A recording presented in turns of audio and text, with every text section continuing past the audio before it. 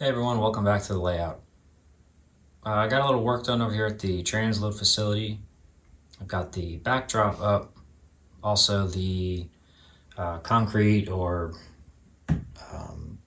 this is really just joint compound, tinted with some artist tints, artist pigments, just to give myself a good gray base. I still got to come back and kind of tint it, paint it, and weather the ground just to show some wear and put some lines down and stuff like that. But just getting that down was pretty intense. It was a lot of sanding, and you do the first layer, it does crack as it dries, so you got to do another layer to fill in the cracks, and then sand it, and then make sure the rails are all cleaned out.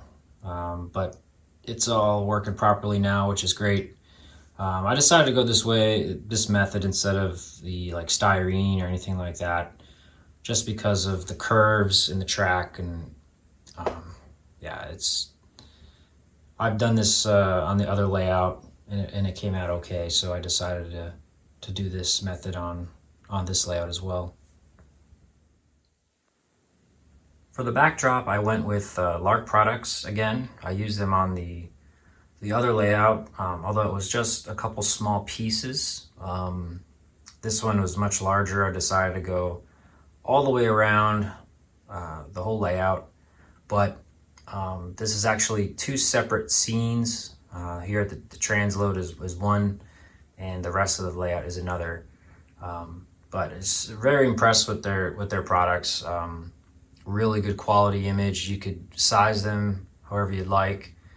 He does show the max width and max height that you can print it, and from there you could kind of adjust to your scale. So that's what I did here. I also cut out the sky. There are a few spots where you could still see the other sky, but I think it blends pretty well, and I'll try to hide some of the more obvious scenes with three-dimensional scenery and stuff like that. But yeah, really impressed how it came out. I'll leave a link to his website in the description below. Highly recommended.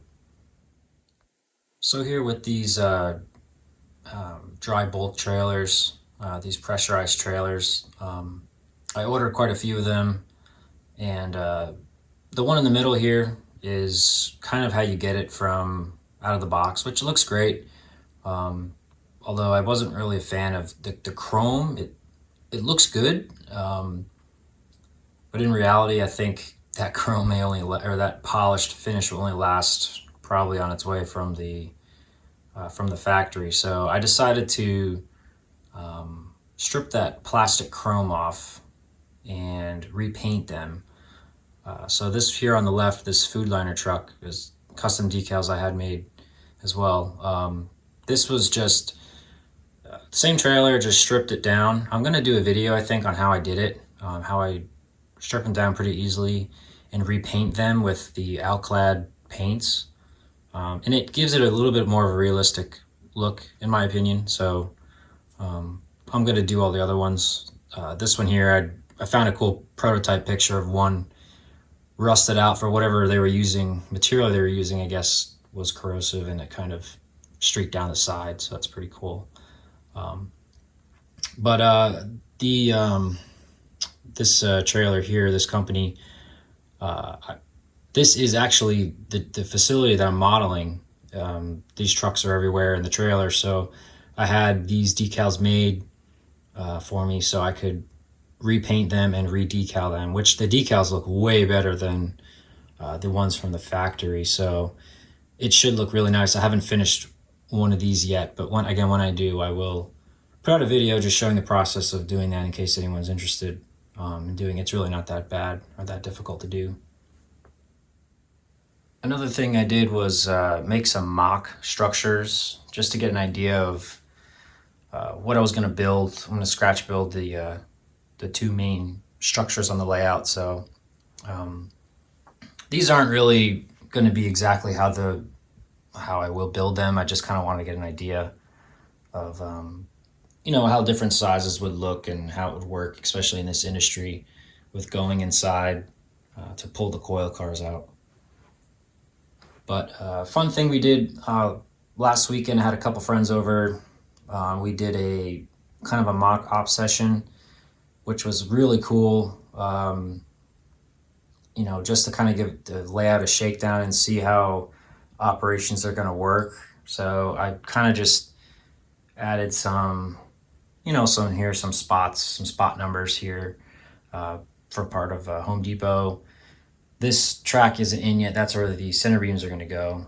But and then over here at the chemical facility, just temporary spot numbers, and we made a couple switch lists, and it was pretty cool. I didn't switch anything myself. I kind of just observed to take notes of any pinch points or any issues with the track work, and surprisingly, there really wasn't any issues. We were able to run 2 jobs at the same time without interference, so it was pretty cool.